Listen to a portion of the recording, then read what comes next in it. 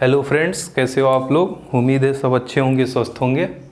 आज फ्रेंड मैं बायोलॉजी से जो भी स्टूडेंट तैयारी कर रहे हैं, खासकर अभी जो फॉर्म भरे गए हैं आपके टीजीटी बायोलॉजी से या पीजीटी, और आने वाले जो फॉर्म हैं जीआईसी, एलटी ग्रेड, ये सब हम पुराने प्रीवियस ईयर के जितने भी क्वेश्चन पूछे गए हैं उनका एक समराइज करके सारे क्वेश्चन लाया हूँ फ्रेंड, जिसमें आपके UP, PSC, PCS, LT grade, TGT, KVS, NBS, GIC, ये सबसे पूछे गए सारे क्वेश्चन है जो कि आपके आने वाले एग्जामों में बहुत ज़्यादा हेल्प करेंगे।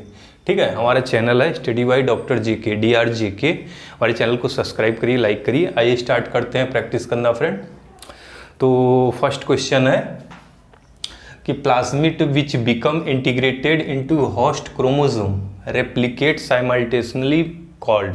मतलब कोई प्लाज्मिड क्या होता है फ्रेंड? प्लाज्मिड होती है extra chromosomal material in bacteria. Bacteria में जो क्रोमोसोम से अलावा एक extra chromosomal autosomal genetic material पाई जाती है, उसको कहा जाता है। तो प्लाज्मिड जब क्रोमोसोम के साथ, होस्ट के क्रोमोसोम के साथ मिल के रेप्लिकेट करने लगे तो उसको फ्रेंड क्या बोला जाता है? उसको बोला जाता है ईपीसोम।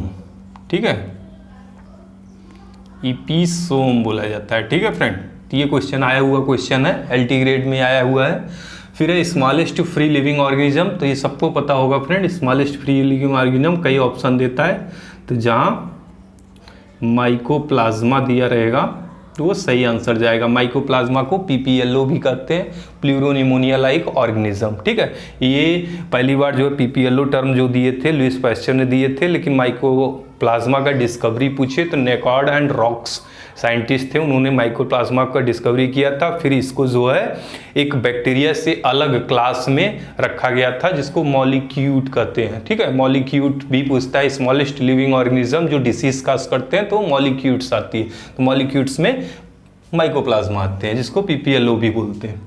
फिर bacteriophage that lyse the bacteria cell shortly after infection.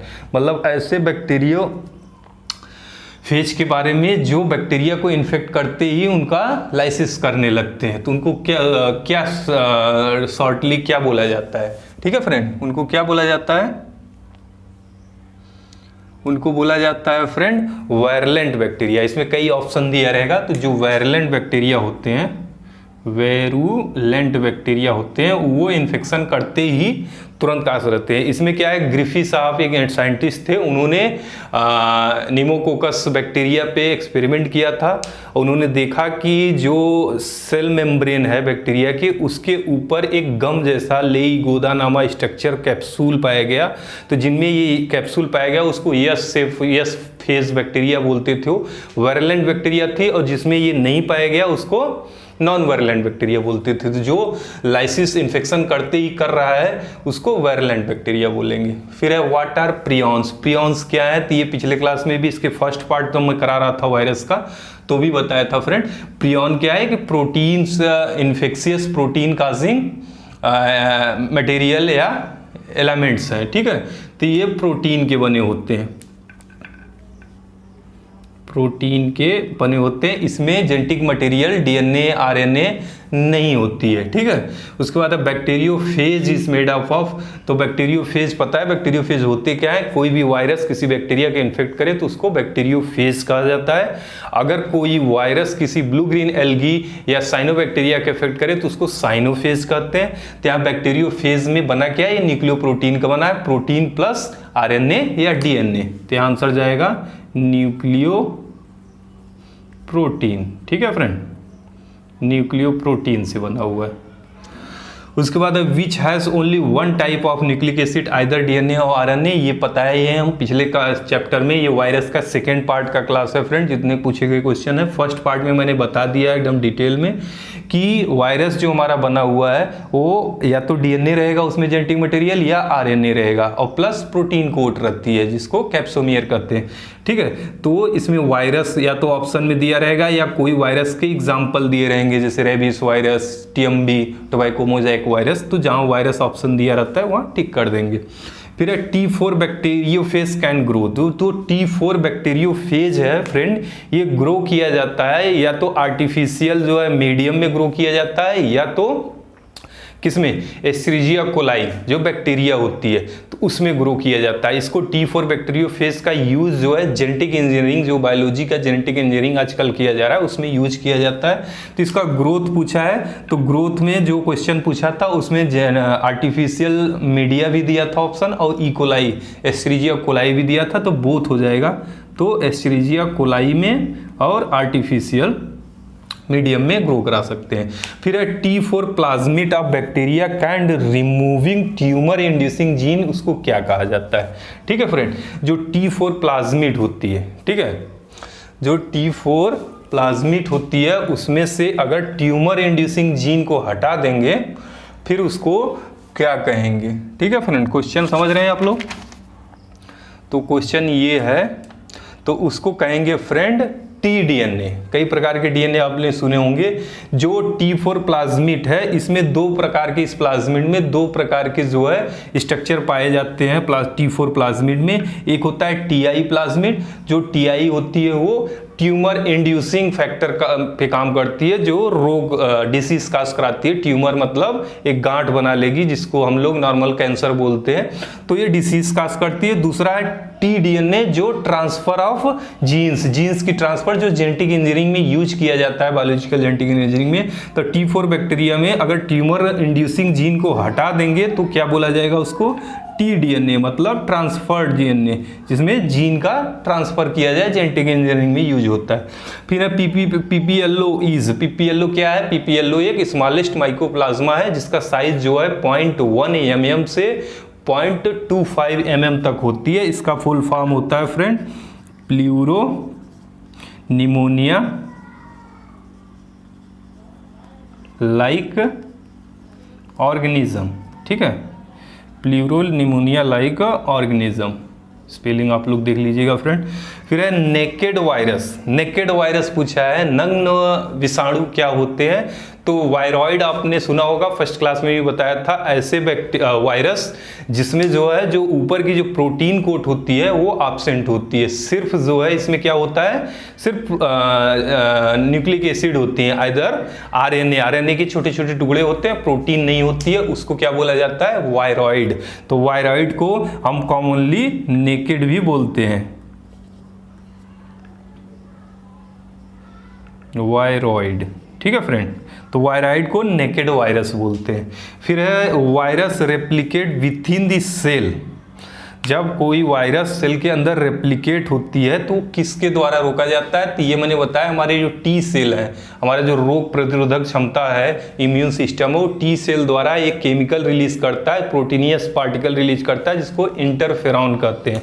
तो किससे इन्विट होता है वायरस डिसीज? इंटरफेरॉन। ठीक है, इंटरफेरॉन। ये इंटरफेरॉन कई प्रकार के होते हैं फ्रेंड, कभी कभी क्वेश्चन पूछ लेता है, तो इनको शॉर्ट फॉर्म में लिखते हैं इंटरफेरॉन, IFN, ठीक है, अल्फा, IFN बीटा और IFN गामा। फिर है इंटर साइटोसिन 4, फिर इंटर IL-1। ये इतने प्रकार के एग्जाम्पल दिए हैं जो क्वेश्चन पूछा था। IFN alpha, IFN beta, IFN gamma, IC4 और IL-1, ये सब इंटरफेरॉन के पार्ट है फ्रेंड, जो जब भी कोई वायरस हमारे बॉडी को इन्फेक्ट करता है तो उसको प्रोटेक्शन के लिए, उसके ग्रोथ को, रेप्लिकेशन को वायरस के रोकने के लिए हमारी बॉडी इंटरफेरॉन सिक्रेट करती है टी सेल द्वारा। ठीक है, ये हो गया इंटरफेरॉन। उसके बाद है term virus was introduce by, पहली बार term virus friend Louis Pasteur ने दिया था। ठीक है, लुईस पास्चर ने दिया था।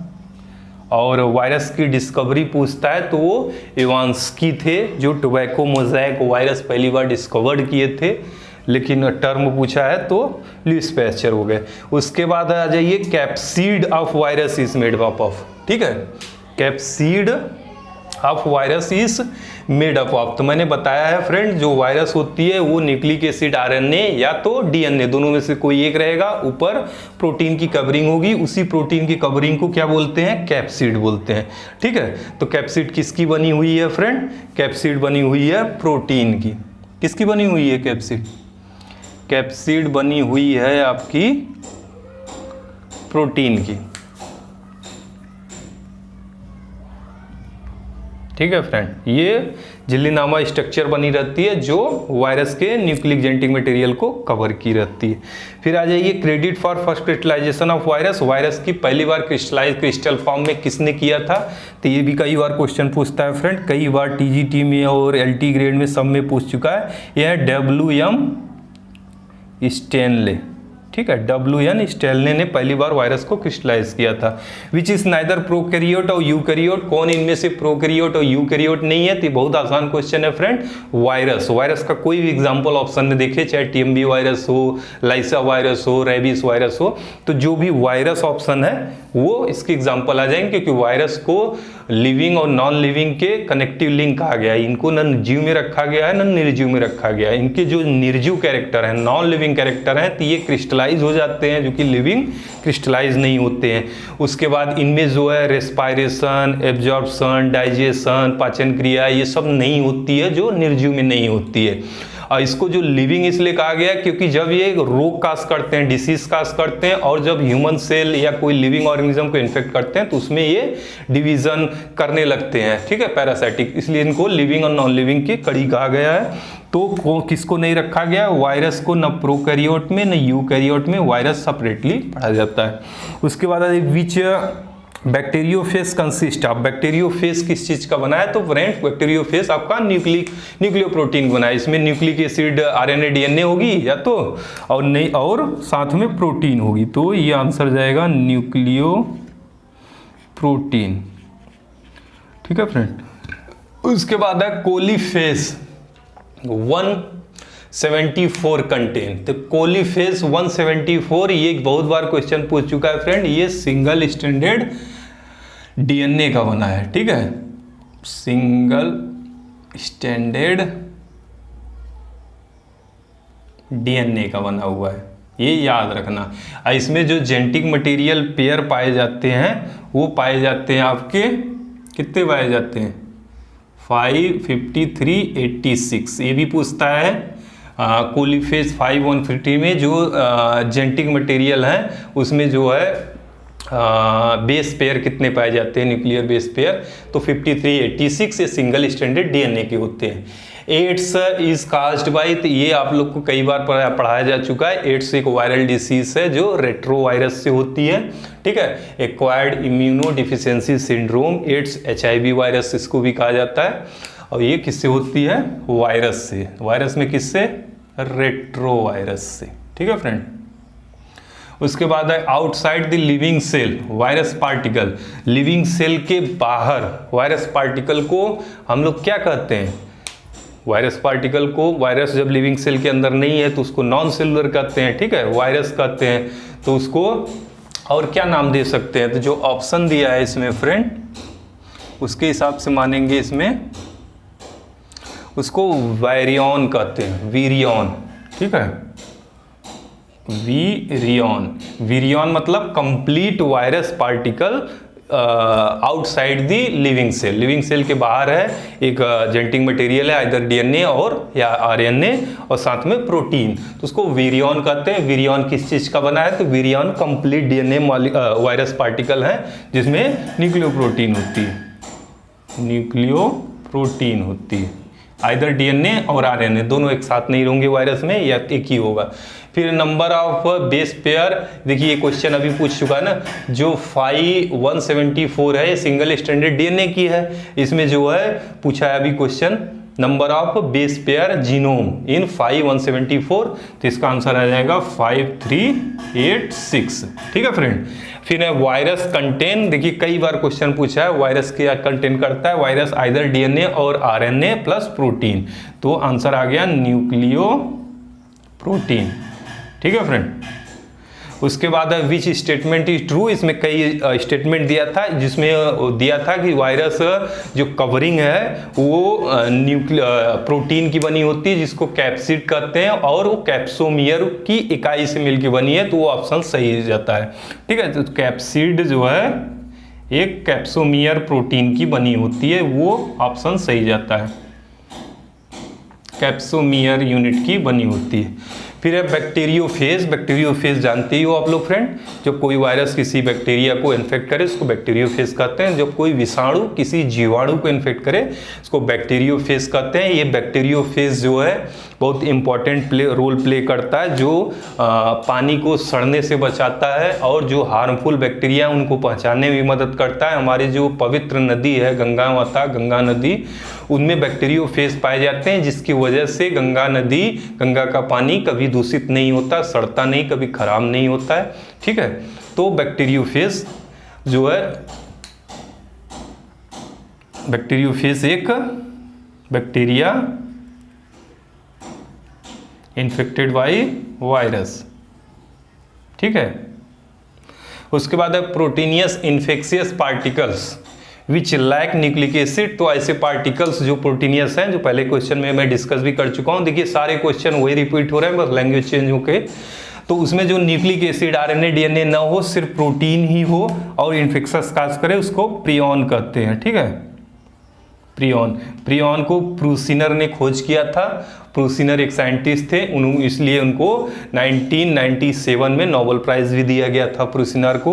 प्रियॉन से एक डिसीज होती है फ्रेंड, मैड काउ डिसीज, जो कैटल गाय में, मवेशियों में पाई जाती है, प्लस स्कैबी डिसीज होती है, गाय और भेड़ बकरियों में पाई जाती है। फिर smallest proteinaceous infection particles is known as. अब वही क्वेश्चन देखिए, फिर से लैंग्वेज चेंज करके पूछ लिया फ्रेंड। पहले पूछा प्रोटीनियस इन्फेक्शियस पार्टिकल, प्रोटीन से जो इन्फेक्शियस पार्टिकल है डिसीज काज करता है जिसमें न्यूक्लिक एसिड नहीं है, उसको प्रियॉन कहते हैं। अब पूछ लिया स्मॉलेस्ट प्रोटीनियस इन्फेक्शियस पार्टिकल, तो यहाँ भी आंसर प्रियॉन आएगा। ठीक है, उसके बाद अब वायरस अटैक बैक्टीरिया। कोई वायरस किसी बैक्टीरिया का अटैक करे, material that enter the host cell. कोई वायरस किसी बैक्टीरिया पे अटैक करेगा तो पहली बार उसके अंदर, होस्ट के अंदर कौन सी मटेरियल अंदर जाती है, तो वो जाती है आपकी न्यूक्लिक एसिड। अगर वायरस में डीएनए है तो डीएनए जाएगा, आरएनए तो आरएनए जाएगा, तो आंसर आएगा न्यूक्लिक एसिड। ठीक है फ्रेंड, उसके बाद है which one of the following is neither prokaryote और यूकैरियोट। देखिए सेम क्वेश्चन रिपीट किया है, ये मैंने सारे अनसॉल्व से लिए गए हैं, जो प्रीवियस ईयर सॉल्व पेपर हैं फ्रेंड, जो किसी न किसी बायोलॉजी के एग्जाम में पूछे गए हैं, आइदर पीसीएस में, यूपी पीसीएस में, या तो एलटी ग्रेड में, टीजीटी में, केवीएस, एनबीएस। तो वही क्वेश्चन देखिए एक एग्जाम से उठा के दूसरे एग्जाम में रख दिया जाता है, कभी कभी बस लैंग्वेज चेंज किया जाती है। 100% है, आप इससे प्रैक्टिस करोगे तो आपका 100% क्वेश्चन फंसेंगे। मैं चैप्टर वाइज करा रहा हूँ, अभी वायरस का एक पार्ट करा चुका हूँ, दूसरा पार्ट है वायरस में मैं 67 क्वेश्चन दे रहा हूँ, इससे बाहर एक भी क्वेश्चन वायरस से नहीं आएगा फ्रेंड, विश्वास करिए। जो भी रिलेटेड चीज है मैं साथ साथ डिस्कस करता चल रहा हूँ, इसीलिए पहले क्वेश्चन लिख के रखता हूँ ताकि आपका टाइम बचे फ्रेंड। टाइम बचेगा तभी आप कम समय में ज्यादा क्वेश्चन की प्रैक्टिस कर पाओगे। ठीक है, तो अब कौन यूकैरियोट और प्रोकैरियोट दोनों में से नहीं रखा गया है, तो जो ऑप्शन दिया गया था उसमें प्रोटोजोन के नाम दिए गए थे, वायरस के नाम दिए गए थे, बैक्टीरिया के नाम दिए गए थे। तो जो वायरस था वो लिविंग और नॉन लिविंग के कनेक्टिव लिंक है, तो उनको न प्रोकैरियोट न यूकैरियोट में रखा गया। तो TMV virus, tobacco mosaic virus option दिया था, या कोई भी वायरस का नाम दे या वायरस ही दिया रहेगा तो नाइदर वो प्रोकैरियोट है ना यूकैरियोट है। फिर है एंटीवायरल, नहीं हाइड्रोफोबिया इसकास बाई। तो हाइड्रोफोबिया एक बीमारी के लक्षण है फ्रेंड, जो रेबीज कुत्ते के काटने से बीमारी होती है। तो उसमें जो लक्षण आते हैं, आदमी जो है पानी देख के पानी को निगलने में बहुत दिक्कत होता है, तो डरने लगता है, पैनिक हो जाता है। तो फियर फ्रॉम वाटर, पानी से डर लगना ही हाइड्रोफोबिया कहलाता है। तो हाइड्रोफोबिया रेबीज के केस में होता है, रेबीज वायरस। ये कुत्तों के सलाइवा मतलब लार में पाए जाते हैं, तो इसलिए कुत्ते काटने पे इंजेक्शन लगवाए जाते हैं। ठीक है फ्रेंड, फिर है antiviral substance which prevent the synthesis of virus. ये भी मैंने बता चुका, अभी जस्ट पूछा था, वो एलटी ग्रेड में पूछा गया था, ये पीसीएस में पूछा गया है। मतलब वायरस को जब बॉडी में इफेक्ट कर रही है किसी लिविंग ऑर्गेनिज्म में, तो हमारी बॉडी जो है उससे लड़ने के लिए या उसकी रेप्लिकेशन को रोकने के लिए जो प्रोटीन सिंथेसाइज करती है, टी सेल द्वारा सिक्रीट करती है, उसको क्या बोला जाता है, उसको इंटरफेरॉन बोला जाता है। इंटरफेरॉन के मैंने कई टाइप भी लिखवा दिए friend. Interferon IFN alpha, IFN beta, IFN gamma, और फिर IC4, IL1 और एक्सेट्रा है। फिर an example of plant virus. तो प्लांट वायरस में कई एग्जांपल होते हैं फ्रेंड। जो सबसे मोज़ेक पूछा गया था तो वो था tobacco mosaic virus, TMV virus. ठीक है, टीएमबी वायरस पहली बार इवांस्की जो साइंटिस्ट थे उन्होंने खोजा था। और ये क्या करते हैं, जो टोबैको की खेती होती थी उनके पत्तों में